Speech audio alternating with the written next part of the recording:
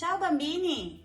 Avete voglia se ci leggiamo una storia insieme? Ho scelto quella di Anna che va alla scuola materna, ve la ricordate? Dai, pronti che inizio!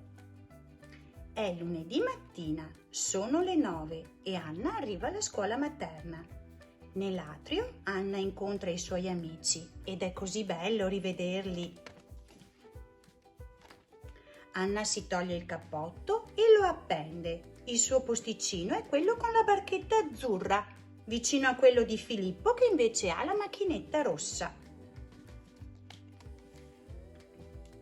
La maestra di Anna si chiama Sara ed è già in aula che li aspetta. Forza bambini, prendete un cuscino e venite a sedervi in cerchio attorno vicino a me. Anna prende il cuscino verde, è il suo preferito, e corre a sedersi. Chi vuole raccontare qualche cosa? Chiede la maestra Sara. Matteo, il migliore amico di Anna, racconta che durante il fine settimana è stato a casa dai nonni e si è divertito tanto. Insieme alla nonna ha preparato dei deliziosi biscotti al cioccolato, sono i suoi preferiti. È l'ora della lettura. La maestra Sara sceglie di leggere a tutti i bambini la storia di un coniglietto che quando va all'asilo piange, è triste perché vorrebbe sempre stare con la sua mamma.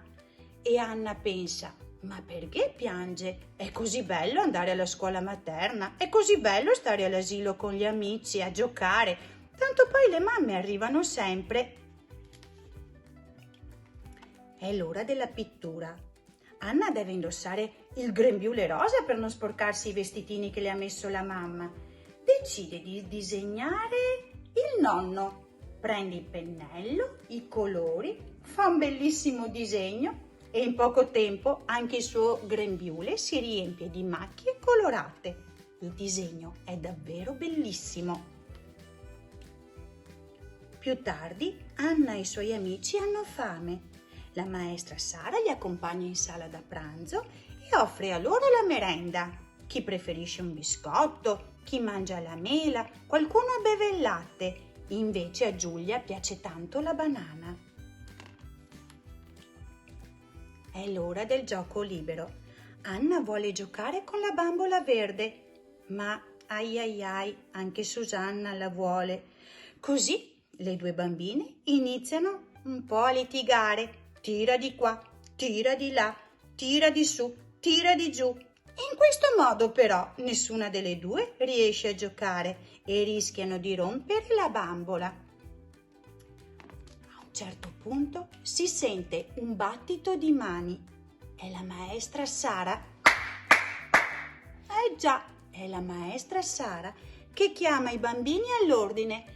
Forza bambini, è ora di mettere tutti i giochi a posto perché è quasi ora di andare a casa.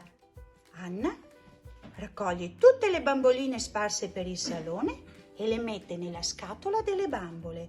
In men che non si dica, con l'aiuto di tutti, tutto il salone è in ordine. Bravi bambini, dice la maestra Sara molto contenta. Drin! Suona la campanella. È ora di andare a casa. I bambini vanno in corridoio a prendere il cappotto, il cappello, lo zainetto. Anna però non vuole mica andare a casa. No. Cosa succede? Oh, tutti i bambini sono già usciti. Eppure c'è ancora un cappottino rosso appeso. E Anna dov'è? Ma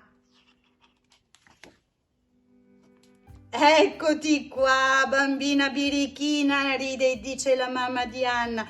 Ti eri nascosta? Sì, mamma, voglio stare ancora qui, dice Anna. Ma dai, ci tornerai domani dai tuoi amici, te lo prometto. Dai, andiamo insieme a fare una bella passeggiata. Ciao maestra Sara, ciao amici, a domani!